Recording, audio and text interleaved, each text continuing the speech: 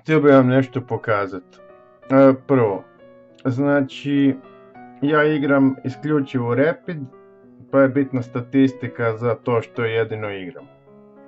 Trenutno mi je rating 629.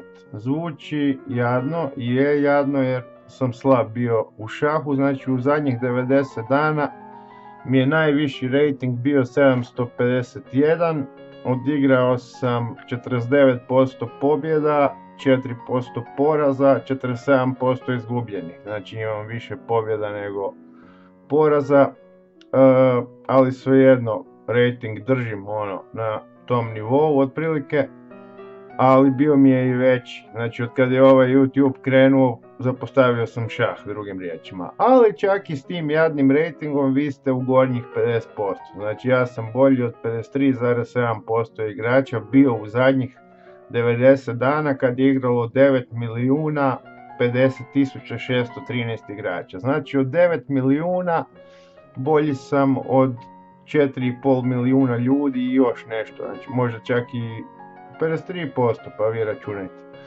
90 milijuna, znači to je to, a inače ne znam, u godinu dana bio sam još bolji, recimo prošle godine u maju imao sam 756, znači bilo je uspona i padova, ali uspon je opet krenuo sve do 28.12. ne, najviši rating, pa tak negdje, u krajem 12. mjesta, onda je krenuo YouTube i onda naravno nemate vremena za sve, to ljudima pokušavam reći, ne možete svirat gitaru, drogirat se, dizat utege, raditi YouTube, jednostavno nema tu kruha. Ali hoću vam samo reći onaj video koji sam radio, ukratko želim objasniti da ipak Chess.com ima krizu s varanjem. Pokazat ću vam svoju zadnju igru u kojoj sam pobjedio, pa ćete vidjeti kako igraju igrači koji ne varaju na nivou od preko 600 i kakvu im procjenu daje kompjuter. Znači to je nisam igrao nešto posebno, mogao sam izdvojiti bilo koju igraču igru, 76,3, protivnik je bio dosta slab, 62,2, ali meni je procjena 1200, a njemu 750. Znači čak je i njemu data veća procjena od ratinga, a meni da ne pričam, skoro duplo veća. Pa ajde onda, sad ti u svakoj igri, praktički ovo sam zadnju igru, znači nije neka igra izvađena iz prethistorije, događa se iz dana u dan, isti kurac, ili izgubiš od varalice, ili pobjediš, ali ne kažem da je sad varalica svaki drugi. Ne, da se posvetim više šahu bio bi mi viši rating, ali svejedno kad vi znate da neko tu može i varat, to stvara stres jedan isto, s tim se isto treba znati nositi. U šahu je jako bitno biti hladne glave, a to se vježba, ja igram ozbiljno tek godinu dana praktički. Mislim, ozbiljno, igrao sam ozbiljno do proljeća prošle godine, onda sam malo popustio pa sam u ljeto opet krenuo i tako. Ali dobro, ajmo vidjeti. Znači ja otvaram, mislim, znam da je E4 najpopularnije i zgodno otvaranje, pa onda konj, pa lovac, simo tamo, ali ja volim Queen's Gambit i to je to. Ali ovdje ga nisam uspio odigrati, jer je on odmah izazvao konjem pijuna i sad moraš braniti pijuna, braniš ga, on otvara opet agresivno, znači uzmeš li on uzima konjem, ne moram to objašnjavati, ja štitim konjem, on radi glupost, dobro, nema veze, ja spremam se lovca staviti na dijagonalu, da tog pijuna još podržim, on ide naprijed, ja stavljam lovca. Znači sad je ovaj pijun konj, lovac, kraljica, pa ti uzimaj centar je moj. On ide naprijed i sad idem Queen's Gambit, iako zakašnjalo kompjuteru, to nije neki potez, ali realno znamo svi da kompjuter ima perfekcionistički stav, kad igraš čovjekom onda on to ne može vidjeti. Evo ga, znači sad su oba lovca, doslovce savršena situacija šahovska, iako kompjuter mi daje tek prednost od nekih 65-70%, ali realno ovo je već dobra situacija. No, situacija se mijenja. On sad lovcem napada, misli da ću valjda šta ja znam, kraljicom braniti. Stavljam konja, on uzima, ja uzimam i on sad ako uzme konjem, ja uzimam konjem i može se jebat. Dobro, to jest nije da se može jebat, nego dobio bi pijuna, ali bi mu situacija bila sjebana. On radi sad potez kao ide dostizat mog konja, mislim, strahota, ali dobro. Ja radim rokadu i sad je njegov kralj na direktnoj liniji vatre, samo je pitanje vremena kad će to puknuti. On napada konja, što je najbolji potez za neko čudo, ja kralju dajem šah. On se brani konjem, pametno, konj pokriven konjem i kraljicom, realno super, ali pogledajte ovu traku, znači moja pozicija je milijun puta bolja, sad da li znam ja to iskoristiti, to ćemo vidjeti.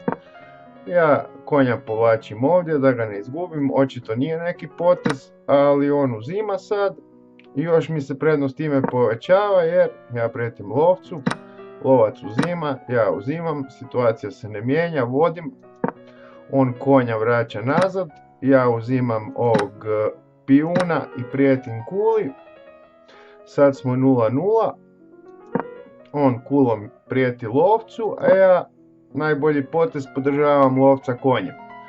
I sad je taj konj u centru. Kraljica je okrenuta prema kraljici, može uzeti kraljicu, samo će moja kula uzeti. Nema to efekta da mu prednost da. On ne želi gubiti tu kraljicu, vezan je za kraljicu, što je isto glupo kada si u ovako istisnutoj poziciji, ali dobro. Ja uzimam, jer on može uzeti samo kraljicom ili izgubiti kulu. On uzima kraljicom i tu je gotovo. Ja mu sad dajem šah konjem, ali on gubi kraljicu, o tom se radi. Kraljica je pinana za kralja, on može uzeti to konja kulom, ali kraljica pada. Pada i kula, ali kraljica i kula protiv dvije kule, ko zna igrat, teško će to izgubiti, osim da ovaj sad mobitel nije upalio. Šah brani kulom, kula ide u povijest, lovac ide u povijest. +3 samo imam u materijalu, za čudo. +3, ali moćnih +3. Samo mičem kraljicu, ne može zaprijetiti lovcem, ne može ništa, može samo konjem. To i radi, stavljam je gdje ne može zaprijetiti nikako više. To jest može lovcem jedino, ali samo gubi konja onda i to je to. On prijeti kuli, uzimam pijuna, ja radim bateriju, najbolji potez naravno. I sad je više manje gotovo, ja bi tu prekinuo, ali dobro, igro. Iako sam ja imao još 7 minuta, mislim Indijac neki baš dobro da je Indijac, da se vidi da svi ne varaju, Indijci. On konja stavlja tu, čak da ga je stavio ovdje, još bi nešto i bilo, ali ovako, katastrofa. Šah,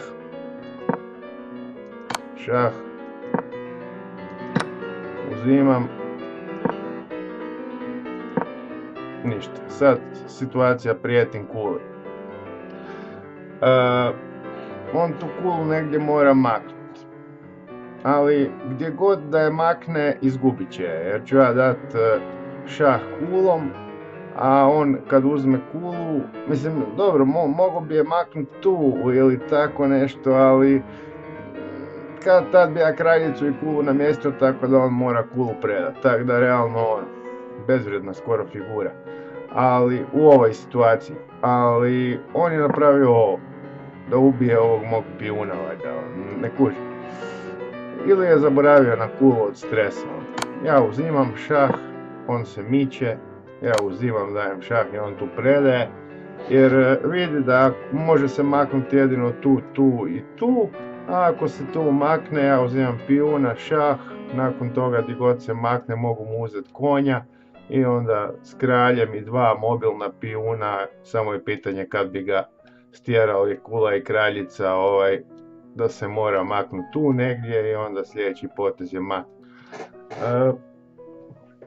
Znači, možeš jednostavno, ajde recimo kraljicom šah ovdje, on recimo da nađe ovdje neku sreću i zadovoljstvo kratkotrajno i sad možeš kulom ovdje, on ide ovdje, mislim tjeraš ga prema pijunima i u trenutku kad dođe do pijuna kraljica će doći tu i neće se imati di maknuti.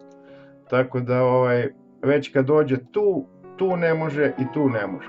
Kula ga recimo stišće odavde, kraljica odavde, mat. No dobro, ne znam da li to možete vizualizirati, ali to je to. To je znači partija, rekli smo preciznost je bila 76,3, 62,2, bez blandera obojica, bez nekih pogrešaka ludih i on je napravio 2 upitna poteza. Preciznost njegova 66,6 otvaranje, 63,6 middle game, znači ništa strašno loše. A ja 82,4 otvaranje, 82,6 sredina igre, tako da ne kužim ovo 76,3, ali dobro, pošto je sve ovo preko 80, čak bi trebalo biti više. Ali dobro, eto, 1200, ja sam zadovoljan. Pozdrav!